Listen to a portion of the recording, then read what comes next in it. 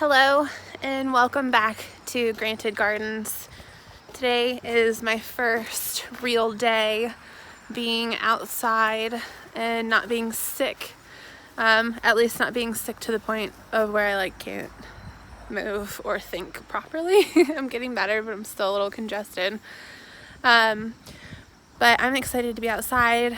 I am going to start really focusing on collecting, harvesting some of the vegetables and herbs and plants that we have growing throughout the property, just because weather's changing and I know a lot of this isn't going to be around for that much longer. So today I'm just going to take you guys around with me, alright? So we can just go check out stuff, see what we come across. I'm going to do some seed collecting, I'm going to do some harvesting, we're going to take a look at the vegetable patch, so come along for the ride. Let's see what we got.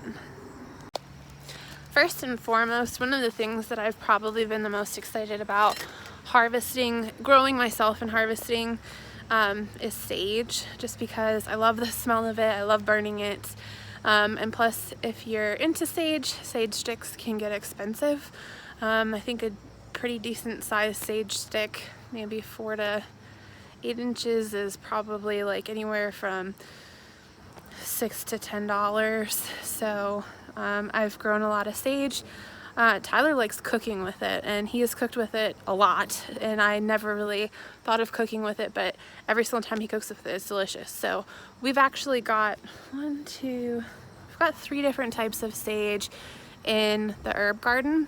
One of them specifically he said he was growing for burning, and the other 2 I think we've been using to cook with, but I'm gonna go through right now and I'm gonna just pick off a couple for sage sticks because I'm excited, and I know Tyler said initially that he wanted to be the one to pick them, but I'm gonna just do a couple just so that I can show y'all.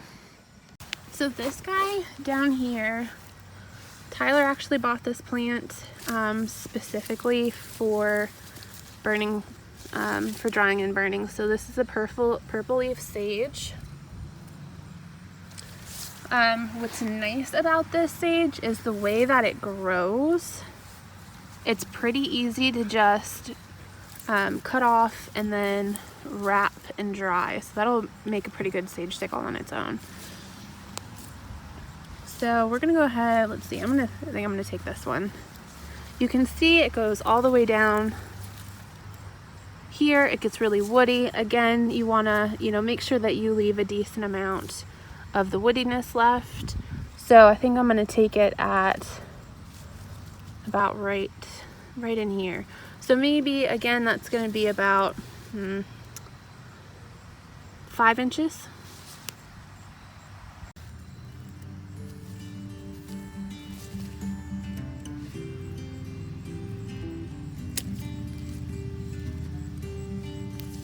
So there you can see we've got our sage that I just cut, and then when you go to dry it, you just take a twine, you hold these all together, wrap the twine around it, let it dry out all together.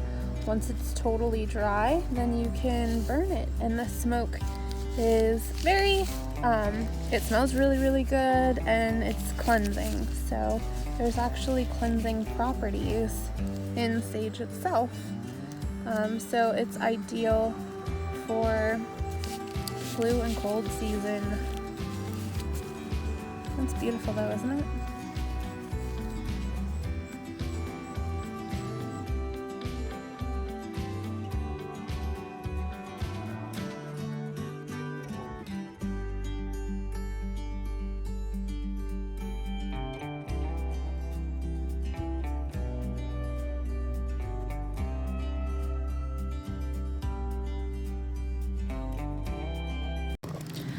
Alrighty, now we're gonna go and we're gonna check out another one of our sage plants that we have.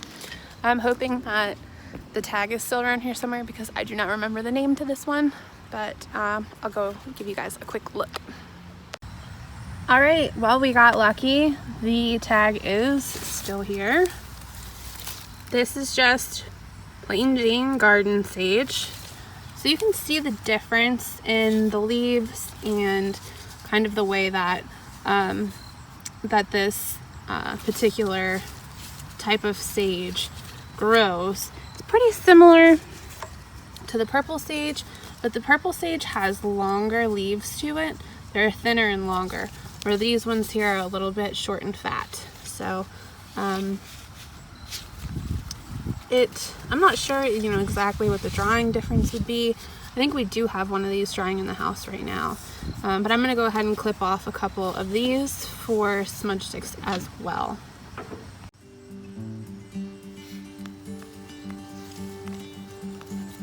So again, I want to go down to not too far. I'm going to go down here to this, right just above this node here. This node here had two of the larger leaves. One is still here, one was picked off. But you can see here it's got new growth as well.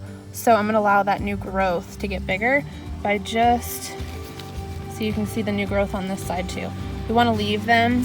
That'll allow them to keep growing. So we're going to snip just above that new growth. Can you see where I'm at? So there's the new growth in the armpits there. We're going to snip just above that. And then we'll save this to wrap and dry and burn. So we'll do one more. I wonder if you can see this one here in the back. No, he's kind of far. This one's one of the bigger ones, so we're going to go for this guy back here. Again, you want to look for new growth. This particular one has a lot of new growth. Look at all the babies on him. So you can just pick a node and cut. I'm trying to get it so y'all can see. Pick a node and cut right above the new growth. And then we've got this here to burn. This one is, I think, this one is my sage plant. So do you know what? We're actually gonna go at it for a third time. I am not convinced that these guys are gonna be around much longer with the weather getting cold. So we'll go ahead and we'll take 3. Now these two, you know, you can wrap individually. That would make a tiny smudge stick, or you can go ahead and layer them like this. So where you take one, lay the other into it right at the top, and then you can just about double the size here.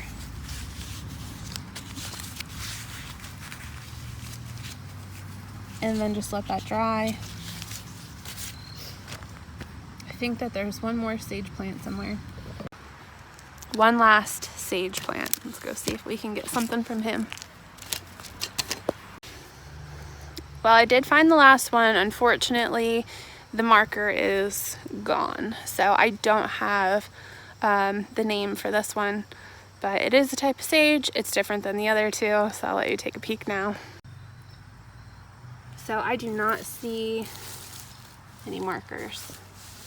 I do not have the information to this one. I'd have to go back through some of the older videos. If you guys watch them, it might be in there.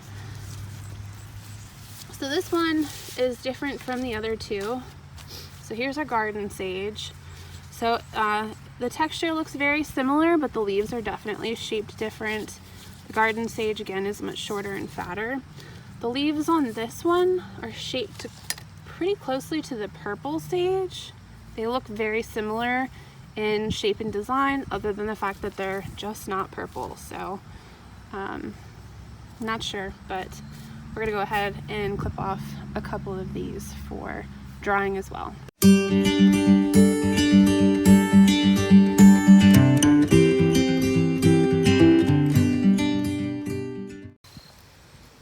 Alrighty, well, we've got our basket here full of sage that we can dry out and burn with.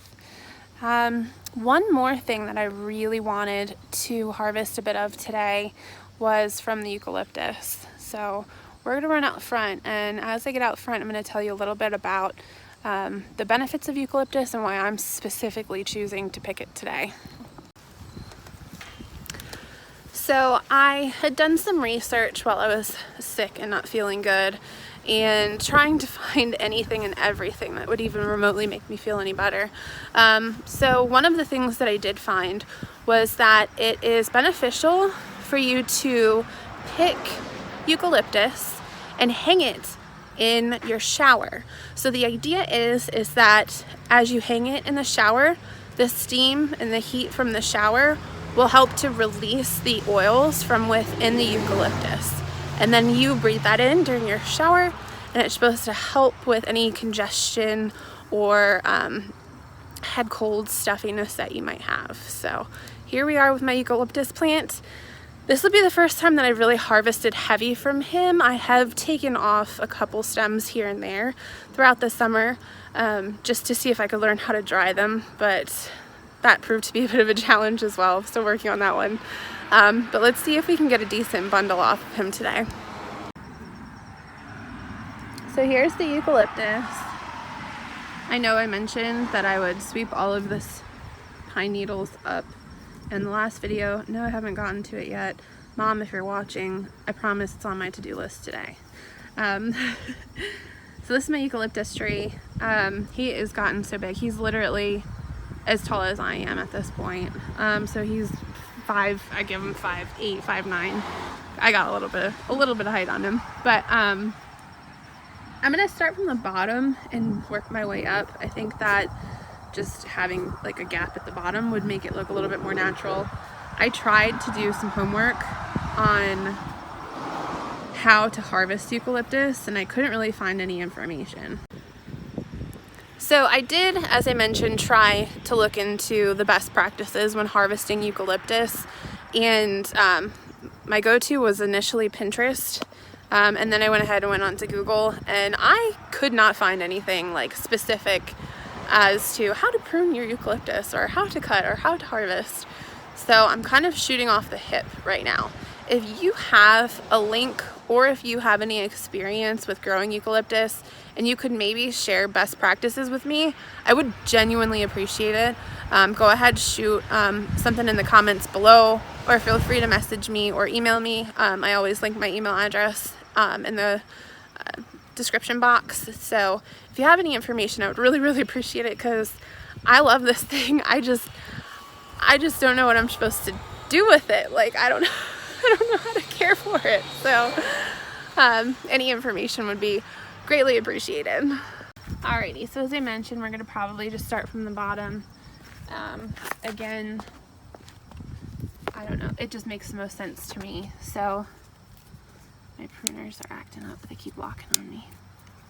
So I don't want to take off, I don't think any of like the main stems here, but I think we'll go ahead, we'll take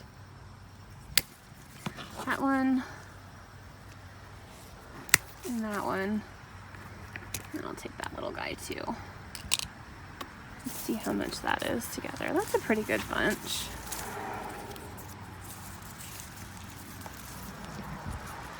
Yeah, that's a pretty good bunch. I think that'll be good for now. So I'm just gonna tie it and hang it in the shower under the shower head, like this, upside down, so that we can get some all of the good smelly things going on in the shower. Hopefully help my chest congestion.